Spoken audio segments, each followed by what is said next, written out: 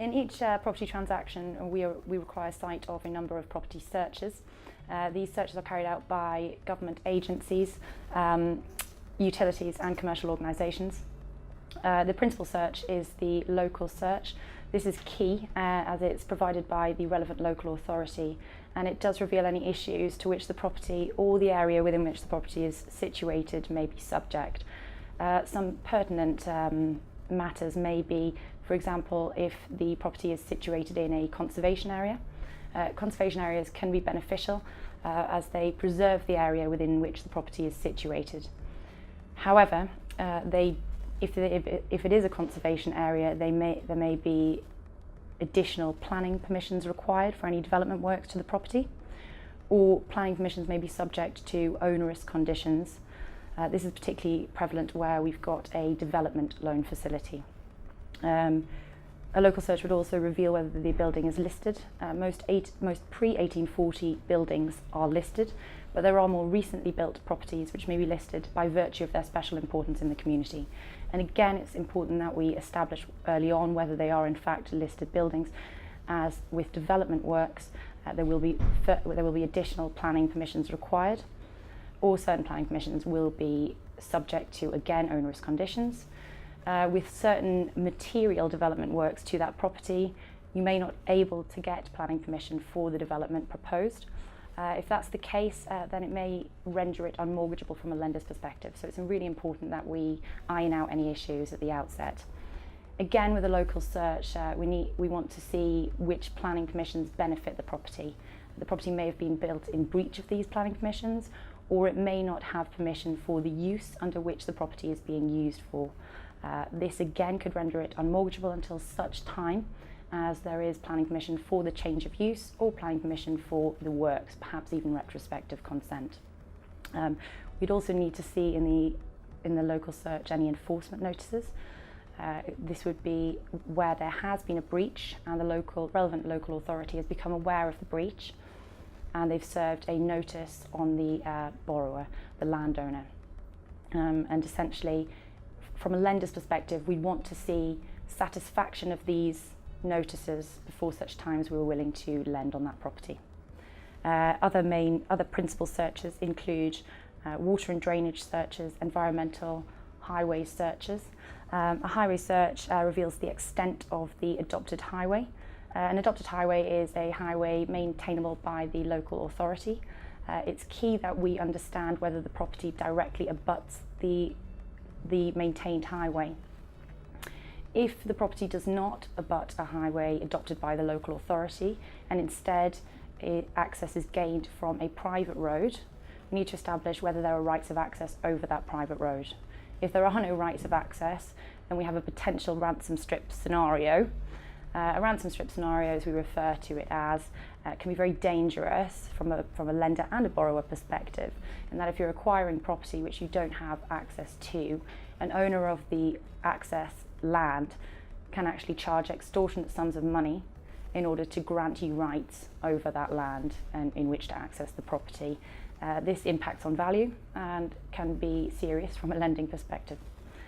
Water and drainage searches, again, important search carried out by the water and sewerage undertaker. This will reveal whether the property is connected to mains water supply, whether it's connected to a public sewer. A drainage search will also reveal whether there's any hidden infrastructure in the property. Hidden infrastructure underneath the property may impact on development. So it's very important to know where that's based, and the water searches will come with a plan of the infrastructure in the area. There's also an environmental search, which is fairly important as it does advise us whether there is any contaminated land issues. It may be, for example, that the property is in an area which was previously very industrial, and there can be contaminants as a byproduct of previous industry within the area. A environmental search will also advise whether the property is subject to flooding or whether it's prone to subsidence in the area.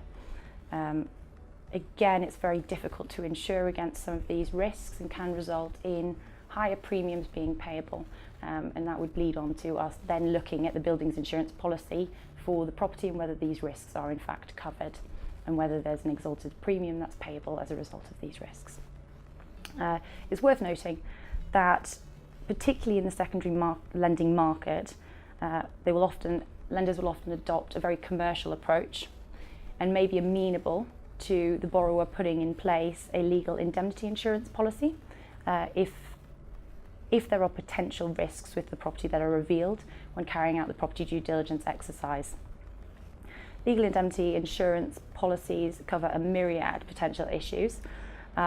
Breach of covenant indemnity insurance policy may be relevant depending on the review of the title.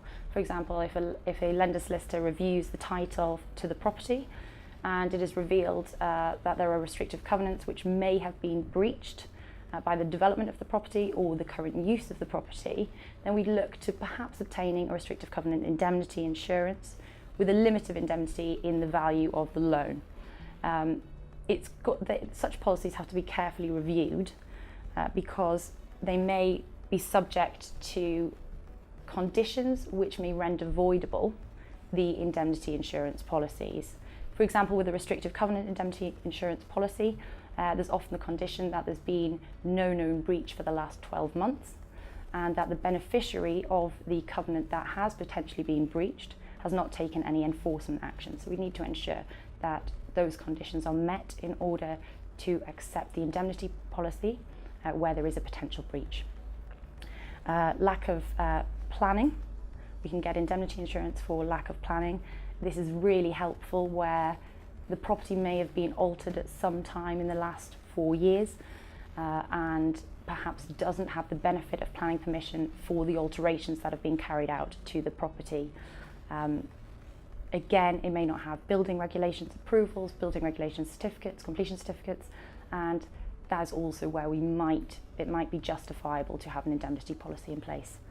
One that is very important in the bridging market is perhaps the no search indemnity insurance policy. I know from experience that a number of borrowers who come to bridging lenders often are under a notice to complete where perhaps they have a week to complete the transaction. And as you know, we've done a number of those with very short timescales. And in order to meet those pressures, they perhaps aren't able to order a full suite of searches that we would normally expect to see. Namely the local search, which as we both know can take over a month at times to be obtained from the point at which it is ordered from the local authority. Now, an indemnity policy may, for example, insure against any adverse issues that may have been revealed had a local search been carried out and been made available pre-completion. Unfortunately, such policies won't cover contaminated land and they won't cover any issues which were known about and could have been revealed by the borrower itself at the time. Laura, there are potential risks to a lender if a borrower is buying a property at below market value. Could you talk us through those issues and whether this can be dealt with through an indemnity policy as well? Yeah, potentially. You've got to look at the circumstances surrounding the proposed acquisition. If the property is being sold to a borrower at auction, then often auction sales are below the market value, as there's often the need for a swift sale. If it is being purchased elsewhere to an auction, then we could potentially look at getting below market value indemnity insurance. But again, that would be subject to certain conditions. For example, it would need to be an arm's length transaction, so the buyer and seller couldn't be in any way connected, and we'd have to review the conditions fairly comprehensively before agreeing to that. But there is a way around it, certainly. Okay. Essentially, it's quite dangerous when there's a potential sale at an undervalue. If there are off-market sales or on-market sales that are an undervalue, when we look at the valuation report, we do have to assess risk there and how far below market value it's being sold at. Now, we could look at getting undervalue indemnity insurance put in place to cover any potential risks. But again, these policies are always subject to conditions one of those conditions would be that the property is being sold at arm's length, i.e. there's no connection between the buyer and the seller, so we'd have to work that out.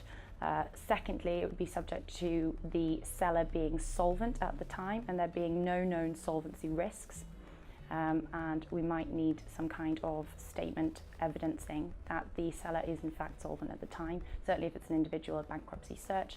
If it's a corporate entity, we need to get the usual insolvencies checks and companies court checks on as at the time of completion.